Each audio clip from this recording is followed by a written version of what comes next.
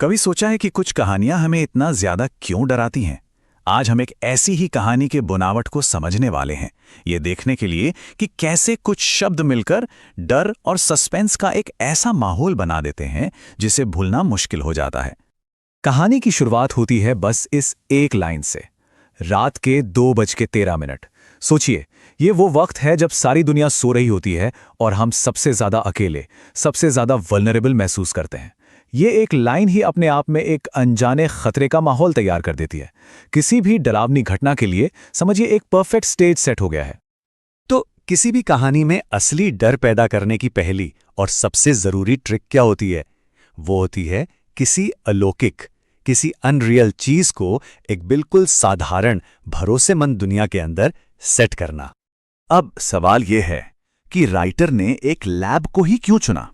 सोचिए जरा, एक ऐसी जगह जहां हर चीज का आधार साइंस और लॉजिक है, जहां हर चीज साफ सुथरी और कंट्रोल्ड है। जब इस लॉजिक की दुनिया में कुछ ऐसा होता है जो बिल्कुल इलॉजिकल और भयानक हो, तो उसका असर कई गुना बढ़ जाता है।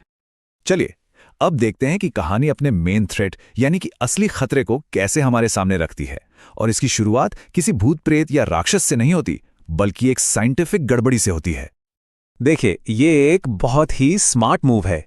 राइटर पहले सब कुछ नॉर्मल बताता है, एक बेसलाइन सेट करता है, आरबीसी, डब्ल्यूबीसी, सब कुछ एकदम नॉर्मल, ताकि जब कुछ अब नॉर्मल दिखे तो उसका झटका बहुत जोर से लगे। और ये रहा वो सवाल, वो एक सवाल जो कहानी को एक साइंटिफिक मिस्ट्री से एक अनजाने खौफ की तरफ मोड़ देता है। ये एक ऐसा हुक है जो पढ़ने वाले को फौरन अपनी गिरफ्त में ले लेता है। और ये है उस मिस्ट्री का खुलासा। ये माइक्रोस्कोपिक लेवल पर बॉडी हॉरर का एक परफेक्ट एग्जाम्पल है। मतलब एक ऐसा खतरा जो शरीर के अंदर से शुरू होता है, जिसे कोई देख तक नहीं सकता। ये ख्याल ही कितना डरावना है कि हमारे अपने अंदर क्या हो सकता है। बेहतरीन सस्पेंस अक्सर तब बनता है जब एक साथ कई खतरे बढ़ रहे होते हैं। इससे एक तरह से चारों तरफ से फंस जाने वाली फीलिंग आती है। देखते हैं ये यहां कैसे किया गया है। यहां राइटर का कमाल देखिए, वो दो अलग अलग थ्रेड्स को एक साथ आगे बढ़ा रहा है। एक तरफ बाहर की दुनिया में पेशेंट गायब हो चुका है और दूसरी तरफ माइक्रोस्कोप के अंदर वो चीज तेजी से बढ़ रही है। अब हमारा कैरेक्टर दोनों तरफ से घिर चुका है। और ये है कहानी का टर्निंग पॉइंट, वो पल जहां डर अपनी हदें तोड़कर लैब की स्लाइड से बाहर निकलकर एक असली और तुरंत एक्शन लेने वाले खतरे में बदल जाता है।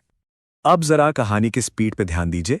छोटे छोटे असरदार वाक्य, इमरजेंसी लाइट का ब्लिंक करना, ये सब मिलकर एक ऐसी रिदम बना रहे हैं जैसे किसी का दिल बहुत तेजी से धड़क रहा हो। वाह, देखिए कैसे खतरा कदम दर कदम पास आ रहा है। पहले कॉरिडोर में आवाज, फिर लैब के ठीक बाहर और अब दरवाजे पर। टेंशन हर पल बढ़ रही है, सांस लेना भी मुश्किल होता जा रहा है। और ये खुलासा, ये तो सब कुछ बदल देता है।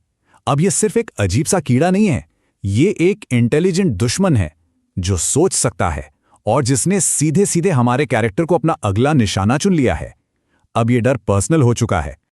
अब आते हैं कहानी के आखिरी पलों पर और ये समझते हैं कि कभी-कभी एक कहानी जो हमें नहीं दिखाती, वही उसका सबसे ताकतवर हथियार क्यों बन जाता है। एक एक स्टेप पे गौर कीजिए। राइटर यहां देखने की पावर छीन लेता है और बाकी सेंसेस पर अटैक करता है। टच, टेम्परेचर, ठंडा, गीला, जिंदा, और फिर टोटल अंधेरा। अब हमारा दिमाग उस खाली जगह को खुद भरने लगता है और यकीन मानिए, वो कल्पना किसी भी मॉन्स्टर से कहीं ज्यादा डरावनी होती है। इसे टेक्निक को क्लिफ हैंगर कहते हैं। ये इस सीधी साधी साइकोलॉजिकल सच्चाई पर काम करती है कि अनजाने का डर किसी भी जाने पहचाने राक्षस से हमेशा हमेशा ज्यादा खौफनाक होता है।